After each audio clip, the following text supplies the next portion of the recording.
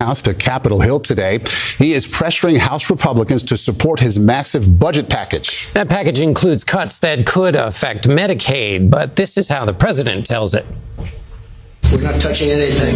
All I want is one thing, 3 words. We don't want any waste, fraud, or abuse. Very simple.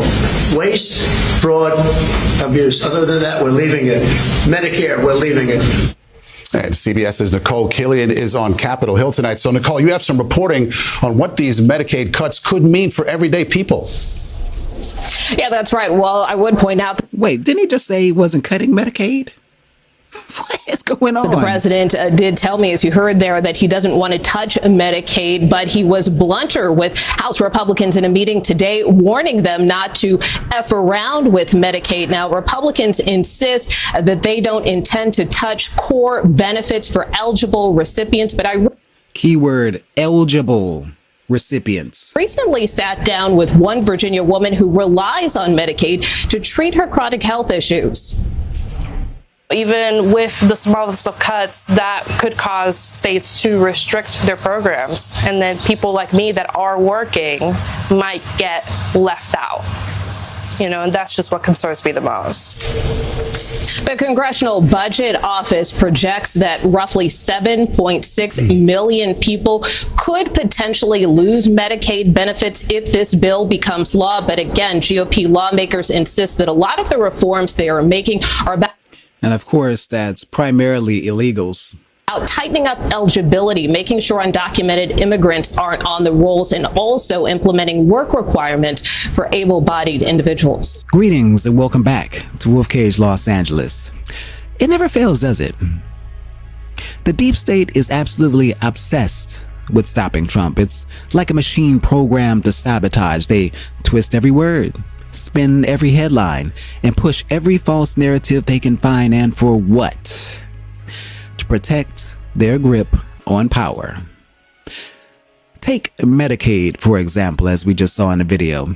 Trump has clearly said again and again and again he is not touching it. But here comes the usual suspects pretending he's slashing benefits. They don't report facts, they recycle fiction. Ask yourself this, if Biden said the same thing, would the media even question him? Of course not.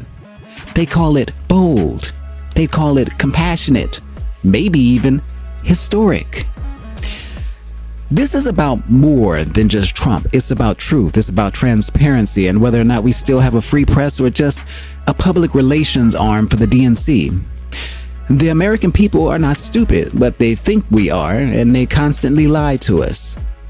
It's time we call these media gatekeepers what they are. Snakes in the grass, or perhaps snakes in suits. Now let's shift gears to something you probably haven't heard the whole truth about yet. Trump is hosting South Africa's President Cyril Ramaphosa. The media is spinning it like he's coddling racists or stoking division, but that's not the story, not even close. But here's the reality. They're meeting to talk about land reform and the safety of minority communities in South Africa, specifically white, Afrikaner, farmers who face brutal attacks and government-backed land seizures. You didn't hear that on CNN, did you? Check this out. I see everybody talking about Trump bringing in the refugees from South Africa. And I literally made a video about this months ago because I already know what's really happening there. So I'm going to try to explain why Trump is bringing them back, although he's deporting other people out. So check it. Y'all remember all the fraud those been recovering, right? Specifically from the DEI. What happened was the demon rats literally paid, quote unquote, white Americans to move down to South Africa. Because just in case y'all haven't realized, South Africa has been colonized. And I always bring it up because if you just look at the presidents by itself, it'll tell you enough. But anyways, they got to a point to where they started making white only communities. And that's when, they crossed the line. So basically, the South Africans started to fight back. They started to off these people, as they should, because they're trying to colonize them, just like they did here in America. But again, like I said, this was all from the demon rats because they're literally paying people to go to other countries to take over, just like they pay people to come here to America to take over. So to keep this simple, Trump feels as though this is the quote unquote the United States fault that they're even there in South Africa to begin with. Because when he first tried to get them out, they did not want to leave because they did not understand they was getting paid fraudulent funds. So once they started cutting all the DEI and all the fraudulent funds that Doge did, right? They stopped getting their checks. They started going broke. So they had no choice but to come back or get off by the locals. So all that other bullshit y'all hearing from everybody else online, all they doing is trying to rage bait you when this is the actual truth, because I literally made a video on this months ago. Because like I said, I already know what's happening. It's actually a good thing for South Africa. And if they here, they got to follow the new system that they're creating all in order so this shit don't happen again. That's why you're sending people back. So if anybody comes to America, they got to do it the right way so the Americans don't have to pay their bill. And as y'all should know by now, we've literally been paying the bills for the whole world. And that is why we've been struggling here in America. Anyways, y'all know how to keep it. Y'all be guys. Peace. Yeah, so this is a real crisis. Since 1994, over 4,000 farmers have been murdered. The South African government's land redistribution policy, which was meant to reverse apartheid-era inequality, has turned into a dangerous game of revenge politics. So Trump isn't ignoring it. He's addressing it. While the media tugs at our heartstrings, Trump is pulling real levers of diplomacy. Check this out. Donald Trump, meanwhile, is hosting his South African counterpart at the White House today. That meeting with Cyril Ramaphosa could be a tense one, though, after Trump accused South Africa of being racist against white people and allowing a genocide to take place against minority white farmers. South Africa now has rejected that claim and is hoping to reset relations with this trip. Our Fraser Jackson's covering the story for us in Washington, and he joins me now live from there. Fraser, good morning to you. What more can you tell us about this meeting today?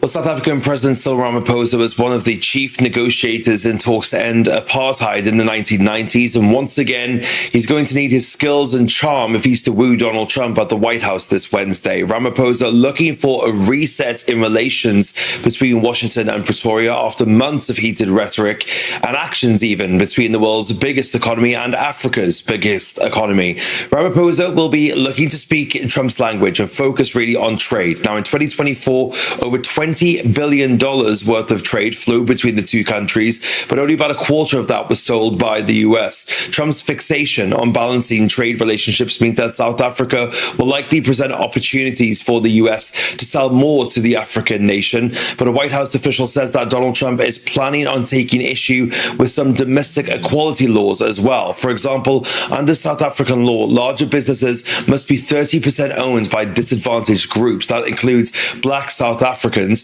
And Trump will be pushing for an exemption for US companies, something that could prove tricky for Ramaphosa to sell back home. In a similar vein, Trump will also likely raise what the administration calls the persecution of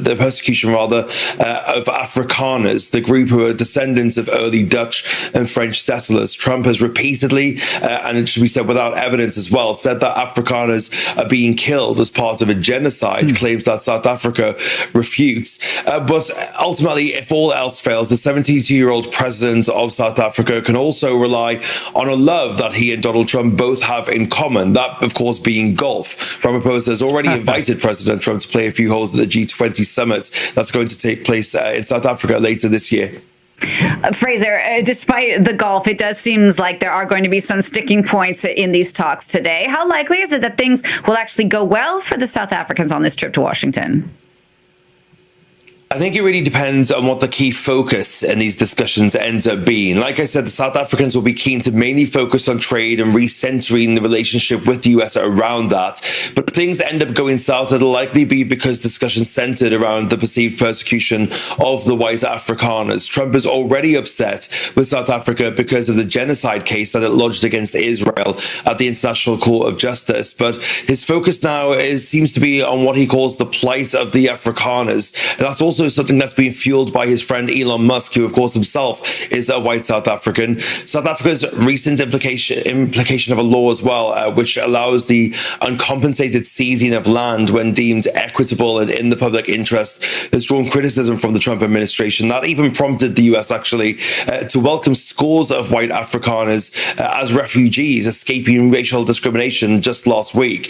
Trump's allegations of a genocide, it should be said, however, are unfounded when you look at the statistics. The murders of white farmers, for example, can be extremely gruesome in South Africa, but in total they make up about just 0.25% of the roughly 20,000 murders that take place in South Africa every year. But of course, this is an issue which is tied up in South Africa's racist history and even pulls at the very social fabric of the country. So we'll see how Ramaphosa handles those kinds of comments from Donald Trump. I think if Trump wants to give him a dressing down, then we could witness something more akin to the way in which Zelensky's meeting with Trump went. But if, like others before him, Ramaphosa can flatter Trump and subtly correct him on the facts, then we may end up seeing the reset of relations that the South Africans are looking for. You know, here's one thing they'll never admit, but can't deny.